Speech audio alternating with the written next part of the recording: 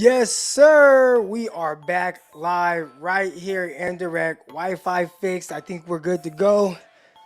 We're gonna see, man. Shout out to everybody that still stay locked in, tuned in to the show. This is the Eric Crocker Show, episode 2. We're talking all things 49ers and getting into it, man. Dorian Thompson-Robinson. The 49ers had a private workout with the UCLA quarterback. We're gonna dive into what we might learn from the Trey Lance and the Brock Purdy situation, but tie it all into DTR, a special quarterback with unique skills. I want to say shout out to everybody that is tuned in, locked in. Good morning, and shout out to the Los Angeles Lakers.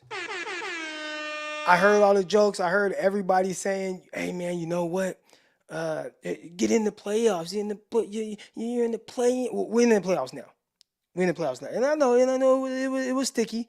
It got a little sticky, little situation there for 49 Lakers had to come back. But guess what? It doesn't matter. All that matters is the Lakers are in the playoffs, ready to go. Let's go. All right.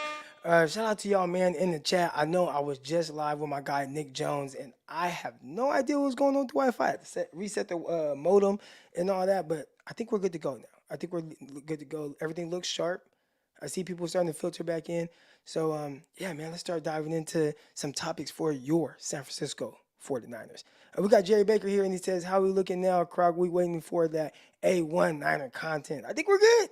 I think we're good. I think we're good. Everybody got to filter back in here and get to talking. But I do want to start by saying the 49ers, just the process, right, of going from Trey Lance, drafting Trey Lance, what they spent on him, and just kind of that situation. I want to dive into that, right? Like, what does it take to get a big time quarterback, or not even just big time, like somebody like just good, right? What do we learn from that entire situation?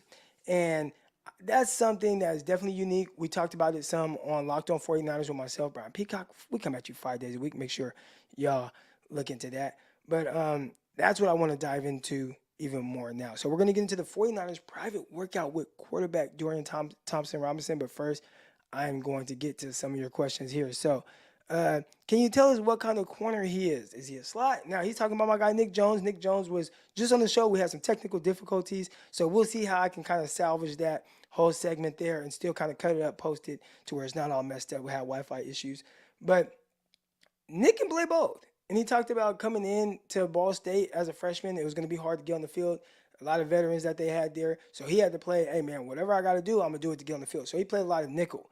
And he did well at nickel, was on the field as a true freshman, and pretty much started, his entire career at Ball State. I watched him a lot. He's done a lot of really good things. He has a lot of versatility. He has the size of someone that can play inside out. He measured in at the combine, 6 foot, 189 pounds, ran a 4.51, not blazing, but not slow. I think that's a good time, especially for somebody like him that is quick-footed. So really long arms, over 32-inch arm length, like dang near 33, so really long arms, big hands, 10-inch hands. You can see all that, those measurements on the NFL Combine website. So he did a terrific job in the sense of measurables and really just being a 4-year guy. And I talked about his performance at the Shrine Bowl, man. He was really good. He was good. Had the interception, like you said, playing cover 2, seeing the guy. And he said one thing that was really key that I really liked when he talked about the cover, like looking for work, right? Like, okay, I cover 2, okay, something away from me, then I see the deep crosser coming. He looked for work and he went and got a pick. And I think that's why there's some guys that just make plays because they understand things like that. There's a lot of guys that they'll just be robots. And then other guys where it's like, nah, like I'm actually going to be a playmaker. I'm going to look for work. I'm going to do things. I don't have to stay just right here because it says, hey, you got flats. Like, nah, man, yeah, I got flats if somebody keeps me in the flats. But what if there's something else and I can go find work? So just hearing his thought process on his interception at the East-West Shrine game, I think that was pretty cool. That was pretty cool. We got Isaiah Carrot here. He says, I love it. Only way Trey is worth shipping out is if the Niners have a bullpen of cheap, young, sneaky, athletic quarterbacks. And when it comes to DTR, I would say Dorian Thompson-Robinson is more than sneaky athletic. More than sneaky athletic, for sure. I think he'd be around in the 3rd round. Those are the things I don't know. Right now, the NFL, here's how the NFL works. Because there's kind of this difference between NFL, their scouting departments, and the people on, in the media, I guess you could say, or Twitter or whatever that, evaluate prospects and how they get hyped over guys. There is this kind of like disconnect. So the NFL, let's talk about like their process and what they go through, what they do to evaluate this prospects, and then how they stick with it. All right, they watch their film. They do their due diligence. Like my guy Nick said, right? Like the area scouts went out. He talked to some of the 49er scouts even throughout the season. They follow him to the Shrine Bowl. They watched him there. He met with them at the Combine. And, he talked with the 49ers people a lot. These scouts, they do that. I mean, this is all year long process for them. So they've been to games live. They watch the guys practice. They go through all this. By the time the Combine comes, I mean, they already really know everything about this prospect. So it's just, how fast do you run? It's either going to cost you more or less money, but it's hard to truly be a riser because their evaluation on the prospect is really set in stone by the time you get to the Combine. Like, they know if they want you or like you or not. It's just a matter of where they're going to take you. So when it comes to Dorian Thompson-Robinson, whatever he did during the year, what they saw from him, all those things, again, they meet with him and going to pro days, going to combines, they just get a better chance to kind of meet and know the person. But they already know everything about him. So where did they have him pegged before this draft process? He's still probably going to be pegged there. There's going to be some people right now that start to throw DTR's name out there as a late riser and somebody that's climbing up draft boards. He ain't climbing up no draft boards. Wherever he is, whether they like him in the second round, whether they like him in the fourth round, fifth round, he's going to go wherever they feel like he'll go. Now, will he go in the third round or whatever? I just don't know. I mean, if you would have told me last year that Malik Willis and Sam Howell and, I mean, all those quarterbacks would go, who is it? Desmond Ritter. They all went the third round. Kenny Pickett was the only guy to go first round and nobody went second round. I'd have been like, bro, there's no way. And that really happened. So, again, there's a huge disconnect between social media and draft evaluation guys on there and the NFL because their lines don't move much when it comes to these prospects. Like, you're not going to see a prospect just jump, oh, man, we have him graded at a fifth-round pick, but we're going to take him in a second. Now, one team might have him before the whole thing starts as a second-round guy, and then that's why, like, let's say, like, the offensive lineman that was drafted, I want to say the New England Patriots last year, he was drafted late first round. Well, they were always going to take him first round. And there were other teams that had him as a third-round guy. But the Patriots were always going to take him first round. That wasn't like a late riser type thing. All right. So with DTR, I don't know where these teams have him pegged, but I'll tell you what I think about him. We're going to get to him in a second. What would it mean to Kyle Shanahan if he gets to the NFC Championship game 3 straight years with 3 different starting quarterbacks if Trey is starting at QB? I think it kind of ultimately solidifies what I think about him and probably what a lot of y'all think about him, which is he's a great coach. Obviously for him it's just, figuring out how to win that big game. I don't think it's something that he can't do. I think he can. It's just might have to get out of his way a little bit. I think that's the biggest thing. We talked about Andy Reid, right? And y'all remember, Andy Reid went to 4 straight NFC Championship games and the Super Bowl and lost them all when he was with Philadelphia, Donovan McNabb at quarterback and stuff. These coaches, it kind of, you just need a couple things to go your way. So for Kyle right now, it's just figuring it out. And I think for Andy Reid, which ultimately really gave him that, like, man, every year I'm in this thing because of who my quarterback is.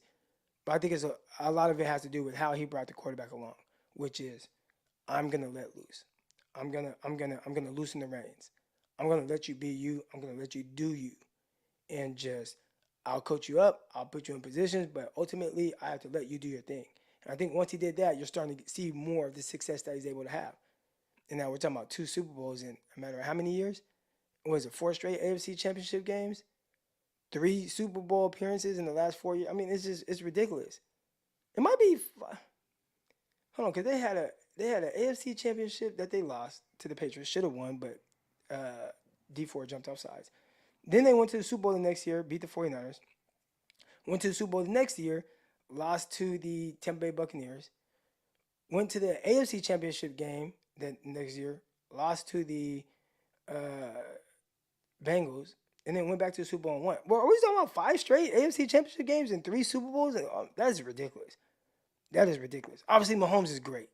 But I think a part of Mahomes finding his greatness was Andy Reid loosening up. And I think that's where Shanahan ultimately can improve a little bit more and just like, you don't have to be the control freak. And the more you are, the more you're going to get in these situations where you're this close. That's what it feels like to me. But I could be wrong. I could be wrong. I'm in the camp 49ers have a 2-year window left with this team. Go for Rodgers and let Trey be the QB during the rebuild. Here's the issue with Trey being the quarterback during the rebuild. If you're talking about a 2-year window, right? Like, let's say this year and next year you want to go get Aaron Rodgers or whatever. Well, at some point you're gonna have to pay Trey Lance. Well, he like will become a free agent or something like that. And if you don't know what he is by then, I mean, I don't think I don't think that's what you're doing. Especially when you have Brock Purdy and Brock Purdy, like, he played well. So I would say that's out.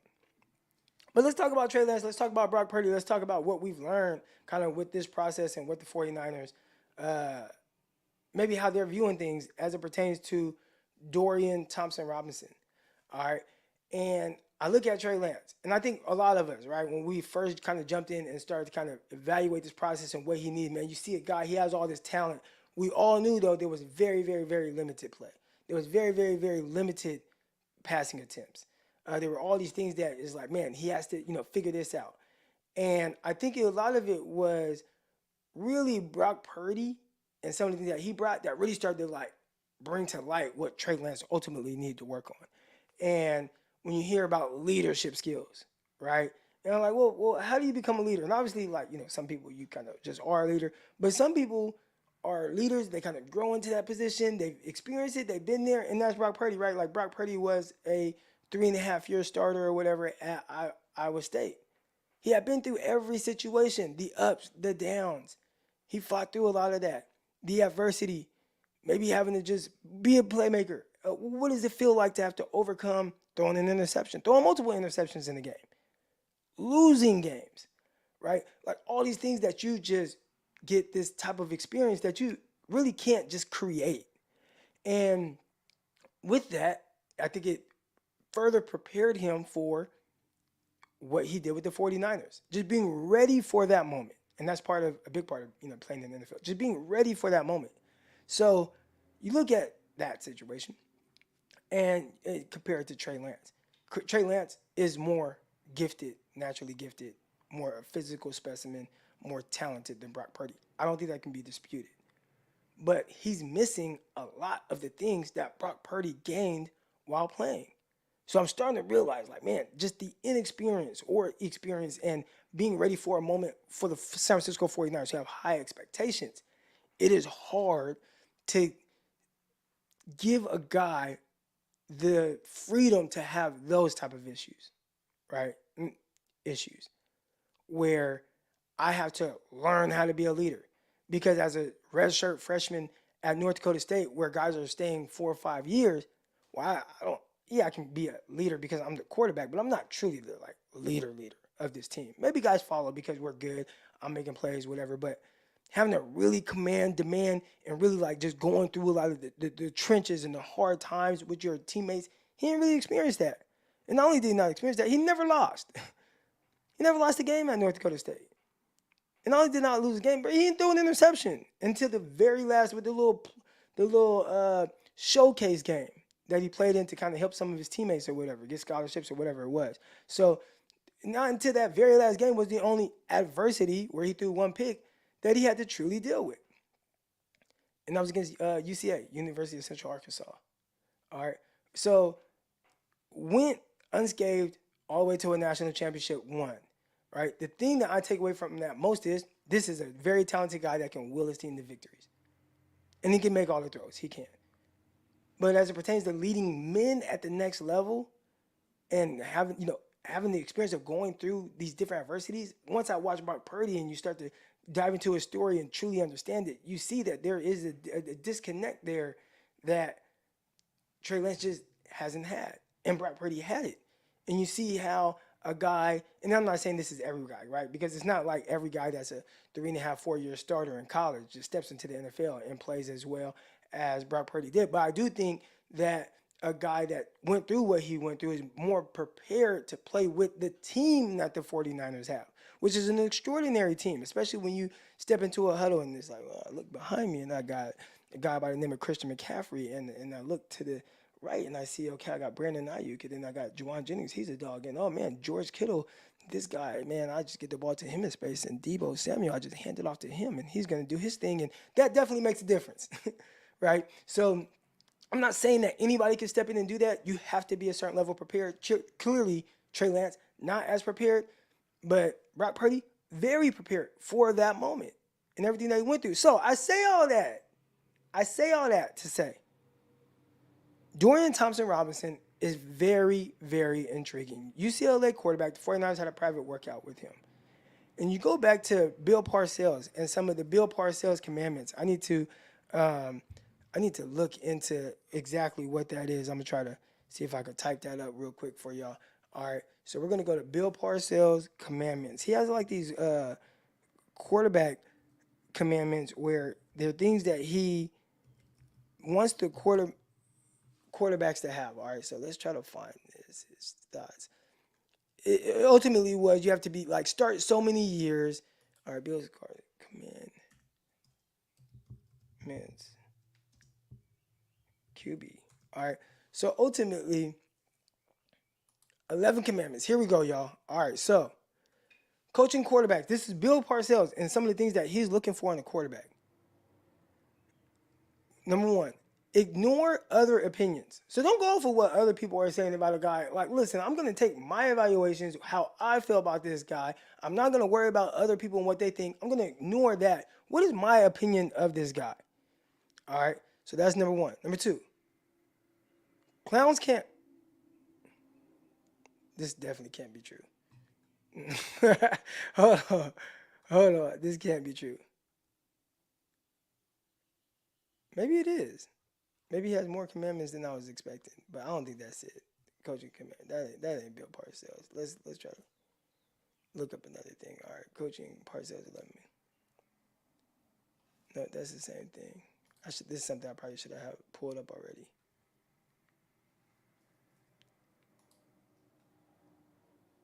Oh no, this is real.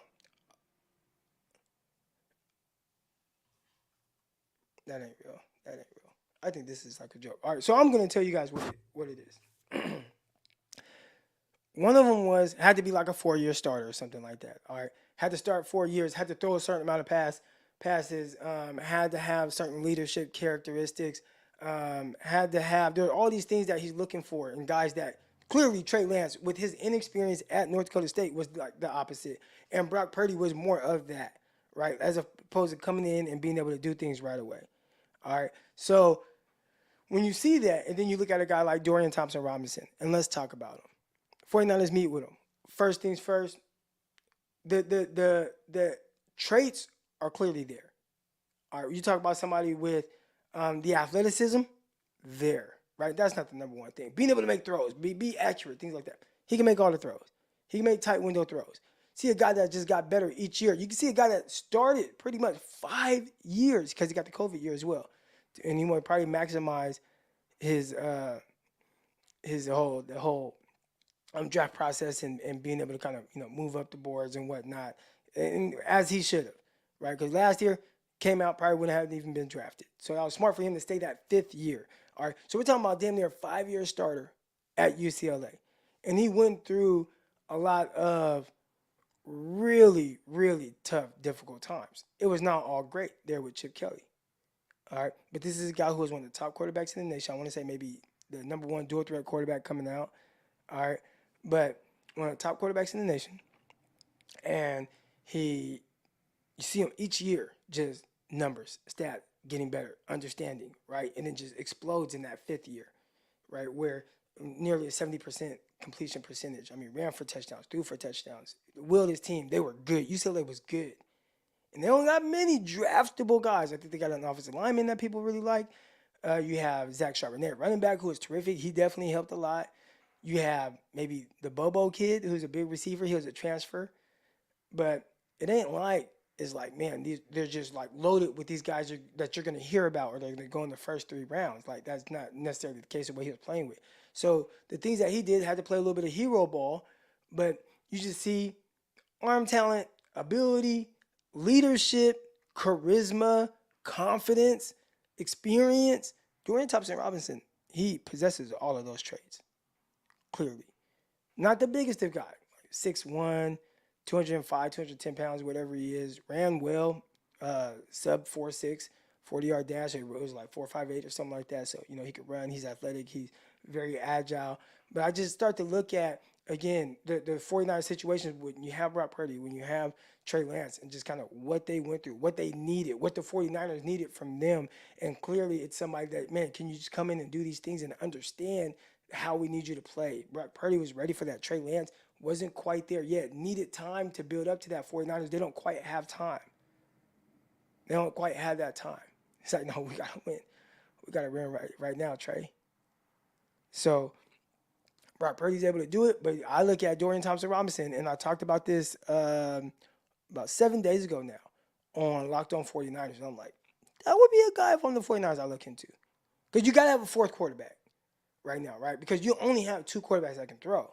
So during OTAs, you got Trey Lance, you got Sam Darnold. God forbid any of those guys go down. That's it. That's all you got. So if you only got those two, then what do? Well, we definitely have to draft a third guy. And then once Brock Purdy comes back, okay, we got 4 arms, and we'll see how it all shakes out. But for me, give me a guy that has high upside that might fall. Now, you have your range of where you want to take him. All right, you have your range of where you want to take Dorian Thompson-Robinson. Maybe 49ers are like, man, we worked him out, liked him, threw well, athletic, smart, leadership, experience, played 5 years at UCLA, high-end talent, all that stuff, right? And we don't expect him to be there in the 5th round, but if he's there in the 5th round, we're taking him, right? If he's there in the 5th round, then we take him. I would like that just because, again, you have that person with that high-end upside. And you look at the guys, you know what I'm saying? He's not the size of Trey Lance, but definitely has a lot of ability and much more experience. He is like the same height as Purdy, more athletic, much more dynamic of a runner, even though Purdy's no slouch, but more dynamic, but can make all the throws and has a bigger arm than Purdy. He threw at the combine. He had the hardest or fastest miles per hour as it pertains to the quarterbacks throwing. So, if some of y'all know or don't know, they test quarterbacks miles per hour that they can throw football at the combine. And he was far and away higher than everybody else. It was like 62 miles an hour. And that's a fastball. That's a fastball. He's not the biggest guy. Not the biggest of guys, but that is a fastball. That is a fastball. So, yeah, it's intriguing to see that they worked him out. I was excited to see that just because I know how talented he is, and I've kind of been pounding the table for, hey, I think this is a guy that, if there's a team that can get the most out of him and just kind of get him to, I guess if you look at some of his cons, there were times where he can get a little reckless. But again, I look at the 49 situation, and it's the perfect team to where you don't have to be reckless. You don't have to be reckless. But his skill set, man, is good. It's good. So DTR, man, clearly I really like the kid. 49ers did a private workout with him. I'm interested to see how much they really like him. All right, here we go. We're not going to be here too long today. This will be an audio version as well. You can find it on any podcast that you listen to. Apple, Spotify, all that good stuff. All right. If you haven't already, hit the like button, hit the subscribe button. All right, got my guy Jesse from Last Second Sports here, and he says, if they take DTR, that would be 3 QBs on a roster that fit in an athletic profile that is not what Purdy is. Are they really sold on Purdy and that architect? I think Kyle is sold on his baseline athleticism or baseline quarterback play, right? Like, can you do these things? And if you can do these things, I'm good with that. I think ideally, and this is what he's telling you by drafting Trey Lance, like, I do want more. But I want you to do the things that Purdy can do, right? And can you come in and can you do those things right now? So I don't think it's that they aren't sold on Purdy and what he is. I think they just know we would ideally like a little bit more, right? I mean, this is like all of us, right? You might have a chick, and you look at your chick, and you're like, man, my chick is cool. You know what I'm saying? Ideally, I would like Selma Hayek. Ideally, I would like Selma Hayek, right? But you ain't getting Selma Hayek. You got your chick, and it's like, okay, I'm cool with that. And I think that is Brock Purdy. He ain't Selma Hayek, but it's like, man, he's cool. Like, okay, you know what I'm saying? Cool. I'm good with that. I think that's where he's at. But ideally, can I keep trying to find my Selma Hayek? But that does the things that my cool chick does? Because the cool chicks are always like cool, right? Like, it's like, when I say cool, it's like, maybe she's a 7. You know what I'm saying? She ain't 10, but she a 7. But it's like, man, she works. Gives you no problems. All chicks are going to give you some type of problem. But down to earth, you have a good conversation. Everything's not always about her.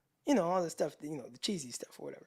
But he's like, man, can I find that in a 10?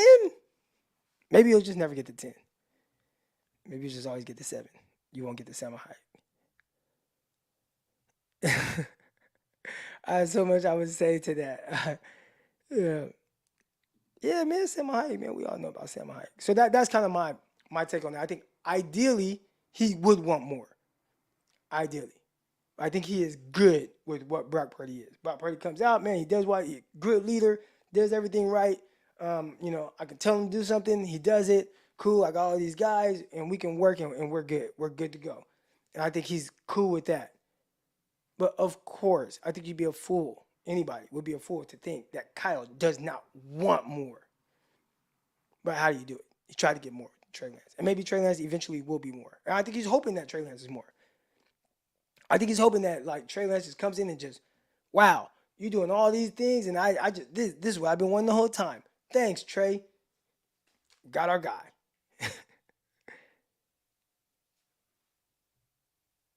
Yeah.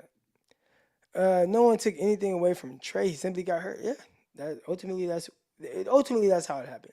I think if he had played longer, you would have got more of a sample size, and people would have been like, oh yeah, okay, yeah, he's cool, he can play, he's good. But very limited sample size with him trying to learn on the fly. To get a good evaluation on Trey, we need Trey to play that Purdy offense. No running up the middle and have him under center. I think that's just part of it, right? I think part of it. We look. I think how people view Trey Lance running is they're kind of underrating it a little bit. Like he ran well. Like, it's not Lamar Jackson. And maybe if the 49ers were thinking, hey, we're gonna get Lamar Jackson with Trey Lance, like when we draft Trey Lance, then you are drastically wrong. I mean, he was a power runner in college, and that was at the FCS level. But at the NFL level, I thought he ran well. I thought he ran well. I just maybe not what they were expecting. I don't know. He picked up 8 yards, 9 yards, 10 yards. Was it 3rd and 13? He picked up 13, 14 yards for a first down against the Bears in the rain. So I thought there were a lot of times he ran the ball well. I don't know. I could be wrong. I just say he's not Lamar Jackson, and he's probably not like Jalen Hurts.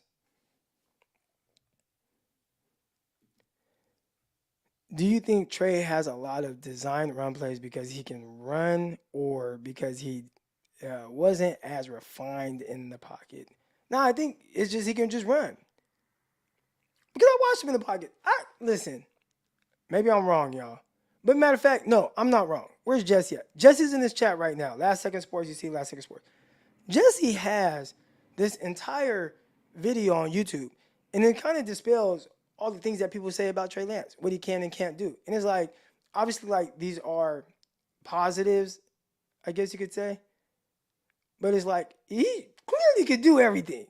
And when we talk about him being like, unrefined in the pocket or not as good, it's like, no, I watched him against the Bears.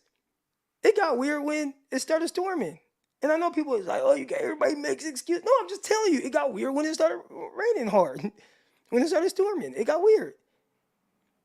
If you watch the first 3 quarters, you see him step up in the pocket, make throws, step up in the pocket, make layered throws. He played well from the pocket. I don't know, bro. Listen, he got hurt. He got hurt, and you have a small sample size. To me, that's the biggest issue when it comes to Trey Lance. He needs to just keep playing. People make all these, it's like, oh, he's not this and not. It's like, come on, man. He ain't nowhere near as bad as people say. It's not. It's not as bad, bro. Thought he threw the ball well from the pocket. Had some nice timing throws, throwing out routes, throwing layer throws, stepping up in the pocket, slinging it. I mean, I thought he threw well, throwing the nice slot fade to Jawan Jennings, hit him. Take that right there. I thought he threw the ball well. I don't know. Hey, until it started storming, and I give you that. It was terrible. Like, doesn't seem like he was great on the touch passes, quick screens and throws. I don't know. The over route to Brandon Ayuk that he hit on the first drive, I thought he threw that with nice uh, pace and touch. The over route in between two defenders underneath and another defender that was on top to uh, Ray McLeod, like 25 yards down the field, I thought that was great touch there. So, I don't know. I do agree. 10 points, not enough. And that's what I'm saying. Like, all right, like, would he always be a 10-point quarterback? I don't know. I don't know. Maybe. Got to figure it out, right? Got to figure it out. Debo don't fumble inside the 10 or inside the 5. Trey Lance hit the tight end. We're having a different conversation. Those two plays. And that's the difference. That is the difference. Making the plays that are there. The tight end throw is there. Debo fumbling inside the 5, like, is there, right? If you score, let's say you only get 10 points out of that. Well, I'll use 20 points in the monsoon. That's better than 10. So I get it. Listen, I hear everything. I know there's a lot of people that want to push back. Look, I don't care. I don't care. When it comes to Trey Lance, it is what it is. A lot of talent. Not a throw he can't make. Would like to see him string together more than 2 starts and see what he really is. I think the fact that we're still having this conversation, that's an issue. I think that's the issue.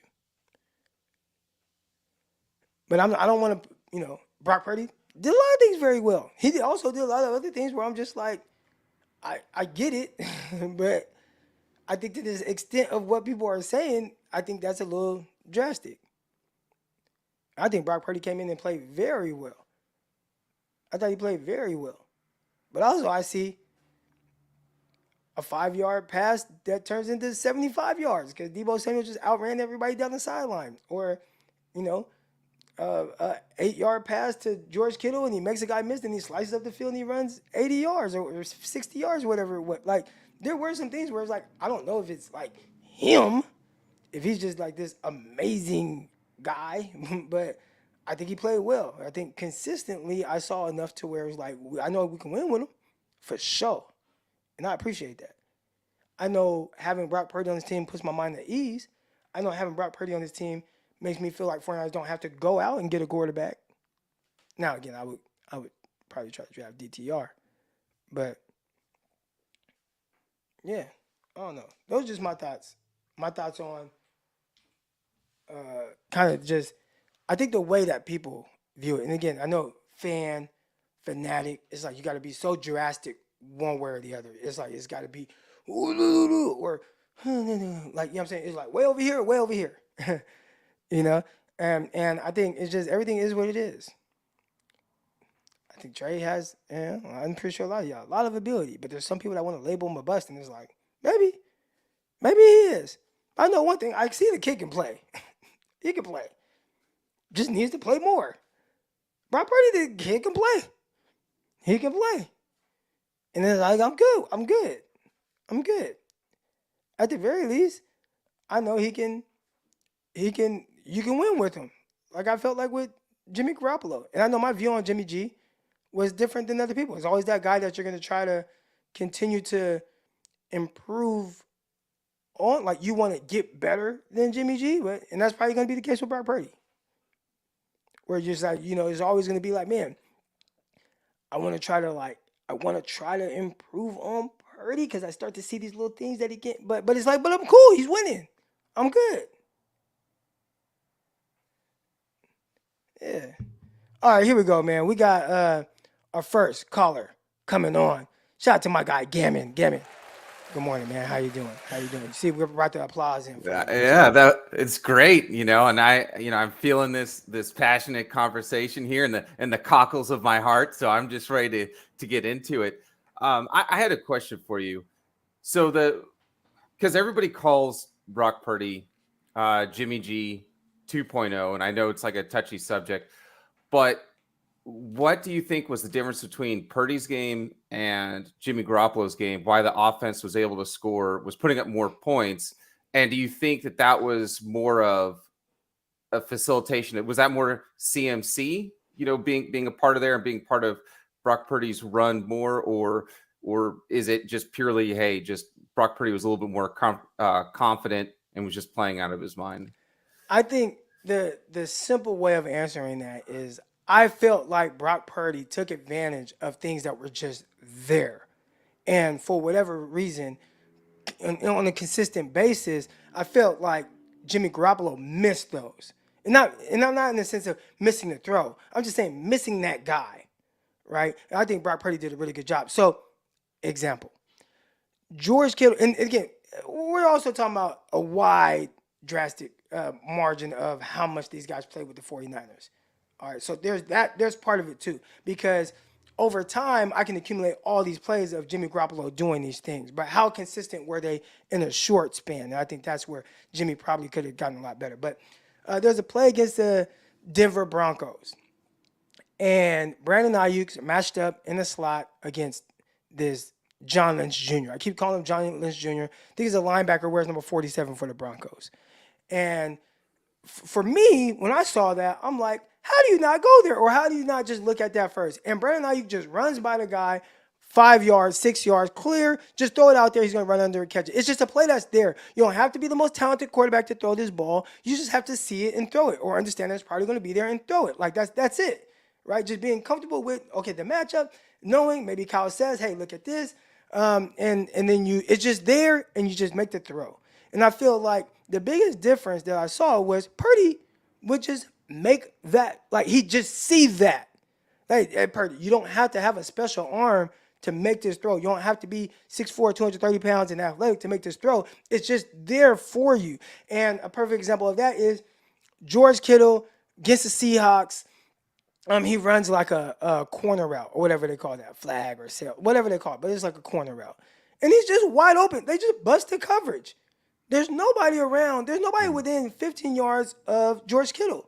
And Brock Purdy just sees it. It didn't have to be a special throw. You don't have to have a big arm. It's just there. And it's an explosive play. It's not even a play that, because Kyle dials up shot plays. All right. Kyle dials up plays that, like, okay, this is designed for you to take the shot. And so when you see that, let's say you kind of rewind it back a little bit. 2019, I believe it was, 49ers playing against the Green Bay Packers. George Kittle runs that corner post, and he's wide open, right? That's dialed up. And Jimmy throws it, right? But that was the design of the play. That's where we want to go. Well, some plays where it might not be the design, but you just understand, or maybe you see it, and it's like, wow, George Kittle's wide open, and nobody's around him.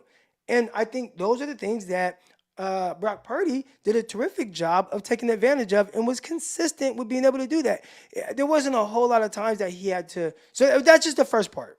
Okay. All right, that's the first part in the sense of one of the differences. That's what I saw. Just the plays that are there, especially down the field, he was able to take advantage of it more than I thought Jimmy. The other part to it was I just felt like at some times points in games, like you just kind of have to make a play. Right, like kind of get outside the pocket, do some things, be a little creative at times. And I felt like Brock Purdy was far more better at that than Jimmy Garoppolo. So now we're talking about a guy who just, if a guy's just butt naked, wide open, even though maybe that's not exactly where it was designed, I see it, I make the throw. He did a good job with that. And then when times where there's a pressure and I might have to elude something, then he's able to elude it and make a play from there. And I think that was the biggest difference.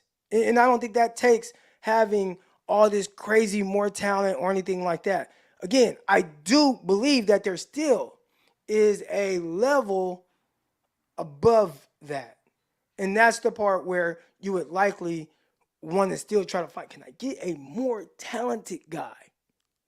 right? Because, but in the sense of just wanting your offense to be good, I think Brock Purdy is able to do that. And I think he takes advantage of some things more than Jimmy. So that's the difference. So we got uh, our guy Wi-Fi in the chat, and he says, why is there still Jimmy talk? It's not really so much Jimmy talk. It's just with the comparisons, because right now a lot of people are saying, oh, Brock Purdy, he's just Jimmy G 2.0. And it's like, oh, no, I think there's some things that he can do a little bit better than Jimmy Garoppolo. So, and that's just us trying to find out and really kind of verbalize what Brock Purdy is and what he isn't. Absolutely. And one thing about this offense is, a lot of people talk about, Trey's big arm, and they're even talking about, Sam Darnold having a big arm. But it seems like in this offense, you don't need to have a big arm, right? And I look at like Tua Tagovailoa for that. But what's interesting though is that people bring up Sam Darnold's big arm, but when you look at a lot of passes that he makes, his air yards are, I believe, I could be wrong, so maybe the comments could correct me on this, but he throws for a lot of 5 to 6 yard passes, but then he gets picked off at a higher incredible rate more than Jimmy Garoppolo and that sort of thing. So here's my question I'm trying to get into in a long-winded way. If the 49ers do draft, let's say, DTR or somebody like Max Duggan from TCU, do you think they'll put more pressure on Trey, or do you think they'll put more pressure on Sam Darnold? Because my thing is, I'm thinking that once training camp starts and Trey Lance has a lot more built-in rapport with the guys in the locker room, and he's been throwing them the ball, and he was actually for a year was prepared to be the starter. I don't know if somebody who doesn't throw the ball that well and doesn't have that high of a completion percentage. At least with Trey, it's understandable why he doesn't have like a 70% completion percentage, because he's pushing the ball. But you look at Sam Darnold, is there a chance that even though with his salary, he could get cut? Yeah, I mean, I think he has $3 million guaranteed, and we just saw last year Nate Sudfeld had $2 million guaranteed, and they let him go. He signed elsewhere, and I want to say that a lot of times there's like an offset. So, and again, I'm not a capologist out there, people, so take this with a grain of salt. But I believe, let's say he has $3 million that's guaranteed, you let him go. When he gets picked up, it's kind of like there's like some kind of difference or whatever. So I don't think that the 49ers would be on the hook for the entire $3 million. I want to say, but listen, don't take that with a grain of salt. But I think it works something like that, because I think that's what I remember from the Nate Sudfeld situation. Also, too, another big thing is a lot of 49ers fans, and rightfully so, are worried about what kind of one more thing, because you talked about having a big arm. Yes. Real quick, and sorry to cut you off. My take on a big arm is you don't need a big arm until you need a big arm. So there are certain things that I'd say for 90% of a game, you don't have to have the biggest arm. But there's a 10% of plays where if you had a bigger arm, you could do a little bit more on this specific play. So that's kind of my thoughts on that. I remember watching Dak Prescott, and he tried to drive this throw, and he just couldn't do it. Like it was a specific throw. He could not drive that throw. He couldn't have that ball 8 yards off the ground for 30 yards and to split between two guys the way that he needed to be able to make that throw on that specific play. And I remember saying, you don't need a big arm until you need a big arm. And but more times than not, you don't have to have a big arm. But there are certain throws, even with Brock Purdy, that I see him throw, and he will get in some trouble because he doesn't have the biggest of arms. And people think that is throwing the ball 75 yards down the field. No, it's not. I know we see some of those crazy throws from Josh Allen at times. That's not why you need a big arm. It's that 20-yard throw that I have to put on a line and really get it there with velocity. It's that throw to where I don't have to struggle on this deep crossing route to throw a layered throw, because the velocity on it, which because of my arm, is more of a natural throw for me to be able to make that throw, right? Like it's those type of things. So big arm, great. Not necessary until it's necessary, which again, 90% of the time is not necessary. So sorry to cut you off. No, absolutely. And I'm glad that you brought up Dak Prescott, because he was going to be an example I was going to use in this next question. 49er fans are concerned about Brock Purdy, his arm strength and his ability to still throw and keep all that with, what some people are describing was kind of a career saving surgery, right? And then when we looked at Dak Prescott, a lot of people were worried about, hey, would he still be as mobile, as fast of a runner when he had that ankle injury, right? But I'm not really seeing that same sentiment with Trey Lance and his ankle injury. Is there any concern or because we're seeing a lot of footage of him throwing, but not really seeing a lot of footage of him running. Do you think that there's any concern there, or does it sound to you or anything that you've heard about like, hey, he's just as fast, he's good to go, or is he still rehabbing? And that could be part of that too. I think that's a conversation for Coach Desi. I'm gonna have to get Coach Desi on here, especially now that I'm back recording, because her and we had some conversations on some things that we might try to get into. But I think for him, I have seen very limited. Obviously, there's been more throwing clips of him, but I have seen some of him training on speed type stuff too. Absolutely. So it's out there. It's just few and far in between, and it's just a few throws that we've seen clips of. Which, by the way, I think it looks good throwing the ball right now. Again, when the live bullets are flying, things can look different. You can start dropping that ball down really low again, but slow motion, one or two throws that they're putting on social media, I'm like, that looks good. I don't want to nitpick. I see some people nitpicking it. See my guy Grant Cohn talking about his front step, and Grant might be onto something, I don't know, but I'm not going to nitpick the throws. I don't know. It just looked good, but not much there. It doesn't matter until you get to OTAs and training camp and how he's throwing live. Absolutely. I think one underrated thing that hasn't really been talked about, but when I kind of go into different 49ers like forums and spaces, I know that once you kind of bring it up, it's not really a hot topic, but people start to kind of do question. They go like, oh yeah, the safety position.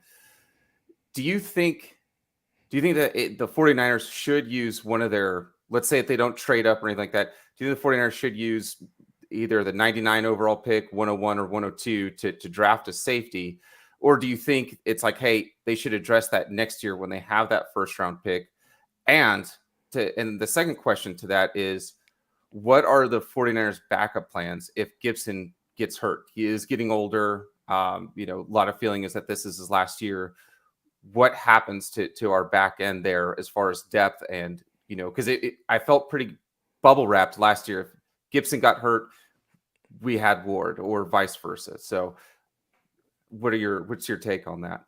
I do believe that going out and getting the safety in the third round or targeting one that you can identify as a potential starter in the future, even if it's not like a long-term starter, but it's a guy that could start games for you, I think that needs to be a priority early, as early as you can, which obviously for the 49ers is like 3 picks in the third round. So that's where I would go with it. With one of those picks, ideally I would like to find the guy. Now, you don't want to force anything, and I'm always big on that. I know the 49ers need potentially an edge rusher, and I keep saying I'm going to get to that conversation, but we will in the next episode. But I know the 49ers need an edge, potentially. I know they could use potentially a linebacker, right? Unless you just really like McQuarrie Ball, but right now it's Drake Greenlaw, Fred Warner, and whoever the hell else they have, Oren Burks or something, who's more of a special teamer. But definitely when you look at the safety position, I feel like you can never have too many DBs. Having a guy, and with Gibson's he's borderline retiring, right? Like, I mean, it was kind of a discussion that if he was even going to come back. So that definitely, to me, feels like a position where we need to make sure that we prioritize finding a guy that could potentially be a guy. And if we spend a third round pick on a guy and he's only a special teamer, whatever, okay, then we can follow up next year. But if we strike gold, which the 49ers have on guys in kind of those rounds of finding the guys that can really play. Adrian Colbert for a while, he was 6th, 7th round pick, but he came in and he played very well. Now, it wasn't sustainable, but if you can find a guy that can come in and play like that for a year or so and maybe hold off on having to go high at a safety position, then I think that's what you would look for. Absolutely. And another thing too is I know that eventually too this will be brought up, is what's your feeling about our outside cornerback depth? I really love the way that Lenore was playing towards the end. His sister came on, and everything that his sister said about him being just a warrior, and everything like that was absolutely spot on. Do you sense that they're losing faith in Thomas at all? Because, or is he being misused in ways, or is it better packages for him? And do you also too, do you look at that? Do you say like, hey, maybe that third round pick needs to be also too a corner as far as that goes? I am really big on guys just taking advantage of the opportunity at hand, and whatever that is, right? So, we talked a lot about the quarterback position, like Trey Lance and Sam Darnold. They both have really big opportunities for them and how the future for them may play out. And when I look at the cornerback position, I look at Diamador Lenore. Same thing. Right now, if you look at the depth chart, Diamador Lenore is the starting outside cornerback. And for me, it's just taking advantage of that. I remember years ago, there was a guy by the name of Terrell Brown on the San Francisco 49ers. And he started a lot of games for the 49ers when they were really good. And he was a guy who didn't really play until, like, as a starter, year 5? He was already on his second contract. So that's a guy that had to really grind it out, go through all the adversities of not really playing, earn probably a smaller second contract. And then finally, in my 5th year, I got an opportunity to start. And I think he was a good starting cornerback. Was he an all-pro or anything like that? No. But he was a good starting cornerback for the 49ers. Terrell Brown, he played very well. So when I look at Diamador Lenore, it's taking advantage of the opportunity. Right now, you have an opportunity to say, hey, maybe I'm not this all-pro guy, but for the next 3-4 years, I can be your starting cornerback. And I'll never say what a guy can't do. So I'm just excited to see how he works to take advantage of that opportunity. And what's your overall feeling about Thomas? What, because it looked promising at first. How do you did you hear anything, or kind of it seemed like he kind of had a weird kind of drop off, and then even during when Lenore was struggling. And a lot of fans were like, we need to get this guy off the team. Somehow still, even through his struggles, the 49ers were more consistent with staying with him as opposed to going with Thomas. Yeah, with Ambry Thomas, again, taking advantage of opportunity. Listen, here's one thing. The talent gap between guys at the NFL level is very small. I think a lot of 49er fans, or just fans of NFL in general, that haven't played at that level or been to that level, they don't quite understand that, and they don't quite grasp how small of a gap it is. So there's not much in the sense of ability or talent between Ambry Thomas and Diamador Lenore. Matter of fact, Ambry Thomas might be more prototypical. He's 6 foot tall, over 190 pounds. He ran in the 4.3s, right? Diamador Lenore, much smaller than that, not quite as fast. So, but if you just understand how to play, like, that's the difference. So with Ambry Thomas, I'm not all the way out on this guy just saying like he can't be good or he'll never be able to play. But there's something that he has to figure out in the sense of how he's going to maximize his opportunity to be on the field, because he might be one of the most talented cornerbacks that the 49ers have, but he just doesn't play at that level for whatever reason. So that's on him to kind of figure that part out.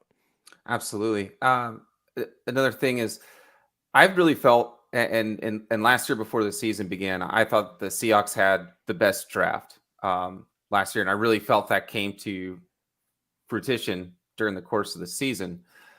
And they have two first round picks, and it is a big if.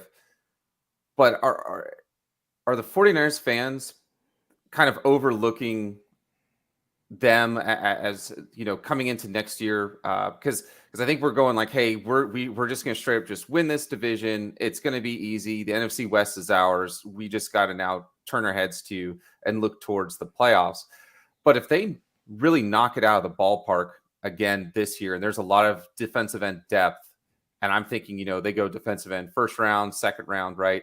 And they knock it out of the park again. Is there a legitimate concern that they could almost be neck and neck with us, or would it have to be like they would need like another year? I think the overlooking aspect of all that is more so from fans, not the people actually in the front offices. Like the 49er brass, they know exactly who's what and what, and their chances and whatnot. But they know what Seattle is. And that's a team that was a playoff team with countless amount of young guys starting. And you would assume that with experience, because you just learn the game, there's just so much that you learn from just playing. Those guys are actually out there. I know we think of the big names, but I mean between the third round pick Abraham Lucas. You had the offensive tackle that they drafted. You have obviously Tariq Woolen, who was like a fifth round pick and ended up being like all pro or damn near all pro or whatever he was, 6'4" cornerback.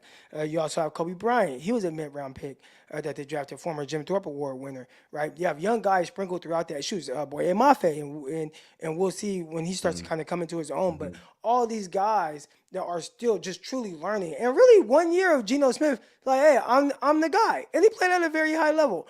And it's just like, all right, Geno, now you go into this offseason. This offseason isn't about Geno Smith having to prove himself that he can beat out Drew Lock. This is about him, hey, can I prove to myself that I can play championship quality football and play at a higher level, even elevate my game? And I think it's just, a year that he just had and kind of try to build on top of that. Man, I mean, there's no reason why with the talent that they have, their running back playing, because Kenneth Walker missed some games, but he could play the whole time. The 49ers, again, overlooking the Seahawks, I think that's more of a fandom thing than what they're talking about in any front office that the 49ers have or meetings that they're having. Like, they understand what's at stake. And I feel like people downplay this, but I've talked about it a lot. Like, Pete Carroll is a damn good coach. So he's always, I felt like even last year, man, he's going to have those guys ready to play. The next thing you know, he had them ready to play. And they're playing well. And Geno's playing well. And he instilled a certain level of confidence. And I see somebody mention Michael Jackson. You got Michael Jackson out there at corner, a guy who's kind of a journeyman a little bit, had to bounce around, practice squad, play for the Cowboys, some of these different teams. And then now you're starting to maximize like what he is. And he was able to start games for the Seattle Seahawks. Like, they have a lot of talent on that team. And the 49ers fans might overlook it or maybe take for granted what the 49ers have done. But I'm telling you, that front office, they won't. Absolutely. One of the things I've always been concerned about is players, hanging up their cleats early. We've been seeing it the last 10 years, right? Some big notable names for the 49ers was Chris Borland. He hung them up early. He called football an addiction. He loves it, but he knew that it wasn't good for him. And then we saw Patrick Willis kind of hang it up too. And then with the recent news about Tyreek Hill saying, hey, in 3 years, this is going to be the end, as far as me kind of calling it early, because it is such a physical game. Even Megatron and those kinds of names. Do you think there's any 49ers that could potentially have an early exit like Tyreek Hill? I'm looking at guys who play a physical brand of football like Debo or Kittle. Kittle kind of has some that WWE that he's kind of looking at. So he's got some other outs that he could do as far as like entertainment. Do you see that kind of becoming maybe a thing, or do you think that like, hey, all these guys here are gonna play for the long haul? Do you think? It always depends on the person and kind of what they're willing to kind of go through with their body. But you talked about George Kittle, and he is kind of getting up there in age a little bit. I don't think he has any kids, but I do know he's kind of a little bit more recently married. And at some point, it's like, look, made a lot of money, play a lot of football, but he gets banged up a lot. And I don't even want to try to guess the type of like pain that he plays with week in and week out. Really, it's for a lot of those guys, but definitely George Kittle as well because of the style brand that he plays. So if if his contract is out and he's like, great run, had a ton of fun, but I'm ready to kind of start the next chapter of my life, maybe start a family, have kids, all those type of things. I could see that being the case. Again, I don't want to speak for George Kittle, but just even understanding like where I'm at in life, man. Like, it's a lot more fun chilling, enjoying things with your family, going on little vacations and things like that, as opposed to beating your body up for more money. So if he doesn't need it and he's an entertainer. So once football is over for George Kittle, it doesn't stop at like, oh man, I just played this football and now it's just, that's it for me. Like, no, he's going on TV. He's probably going to do WWE wrestling and stuff, kind of like what we see from Pat McAfee, and maybe not to the extent of jumping off ropes and doing flips off ropes and stuff, but involved to some extent. I think George Kittle, because of the personality that he is, man, he's going to be set up real nice. So if he decides at the age of 32 he's done and wants to hang it up, I would say that's a good age for him, and he has a lot more to give in other aspects of his life. I'm seeing the chat kind of going back to a lot on DTR. What's your overall take on him? Because there's not any mock drafts that really have him at all. None, I don't think, have him in the first round. Chris Sims had him actually as the 5th best quarterback in this draft. But I'm kind of seeing what do you think a team might jump on him in the second round? It seems like he'd be a great 3rd round quarterback, but it seems like people kind of have him slotted in the 5th, 6th round. And how do you feel about him compared to somebody like I brought up earlier, like a Dugan, right, or something like that?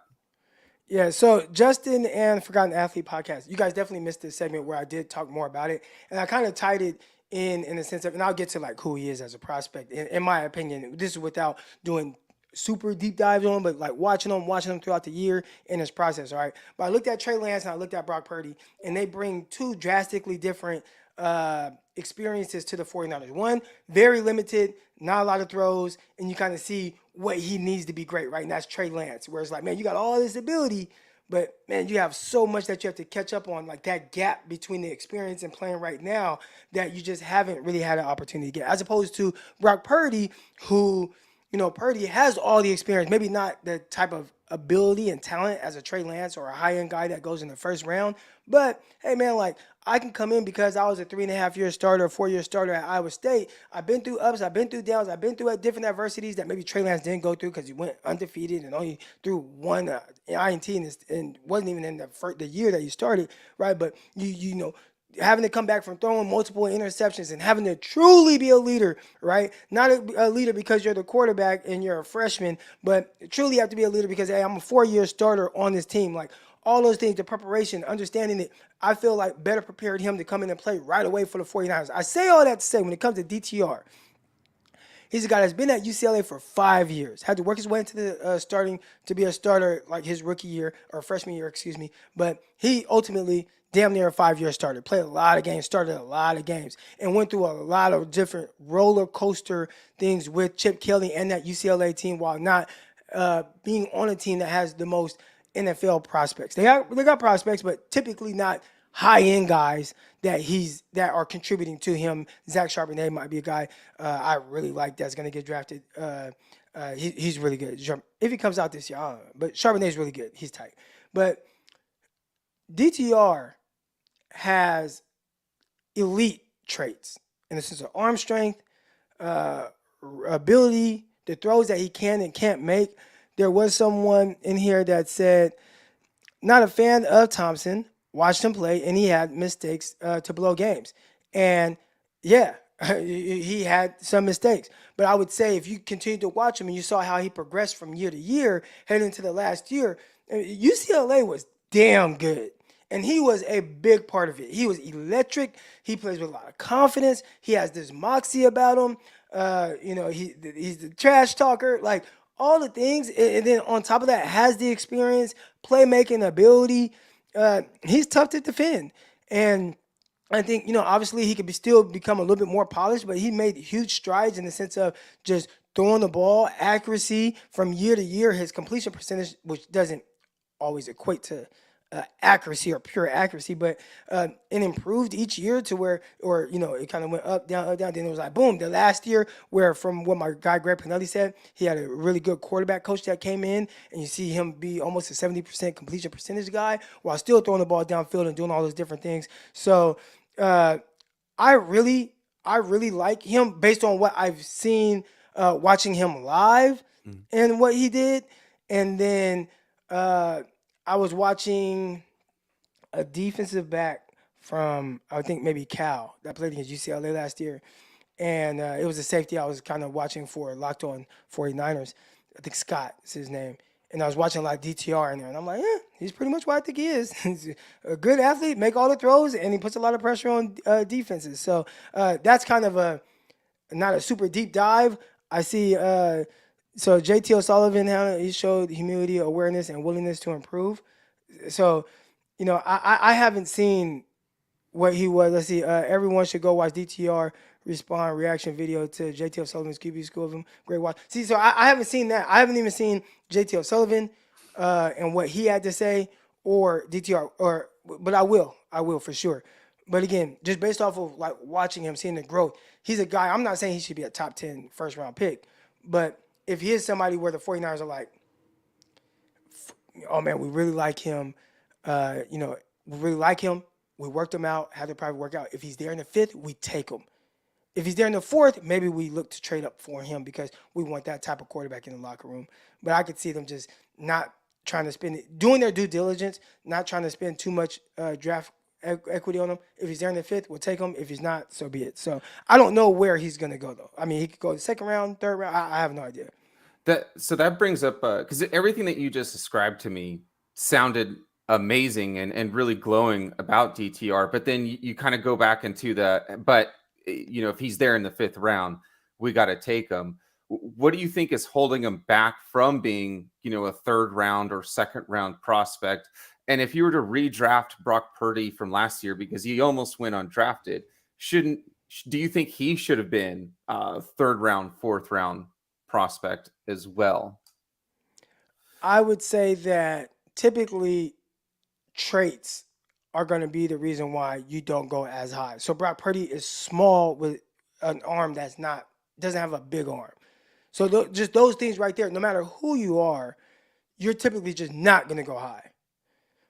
And a lot of times it's the same for like a cornerback. It's very rare. I've seen it here and there. There was a guy, Mike Hughes. He was drafted cornerback, 5'10", 190 pounds, whatever. Didn't run very well. Ran like 4.55. And he was drafted 1st round. I'm like, man, like you don't see that a whole lot. Where a guy is like undersized, not undersized. 5'10" is, but you're not big at all.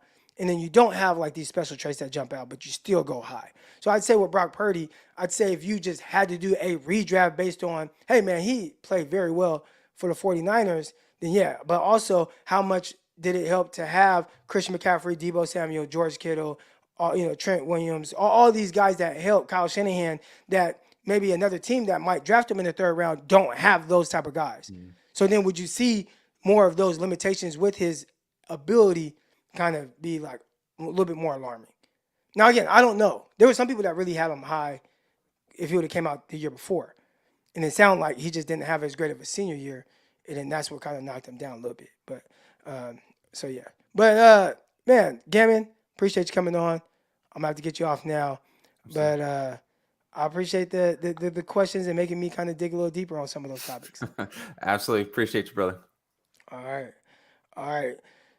Shout out to everybody that's in the chat right now. I appreciate all y'all, man. You guys always make these streams extremely fun. Shout out to everybody that stuck with me through the technical difficulties that we had on the previous show, trying to go live with my guy Nick Jones. But that's going to do it for this episode of the Eric Crocker Show. You can find the audio anywhere you listen to your podcast. But hopefully might come back on again tomorrow. Until then, I am out. I see y'all. Like and subscribe. Make sure you hit that button, man. All right. And listen to the audio, man. Anywhere you listen to audio. All right. Hopefully back tomorrow. Go Lakers. Peace.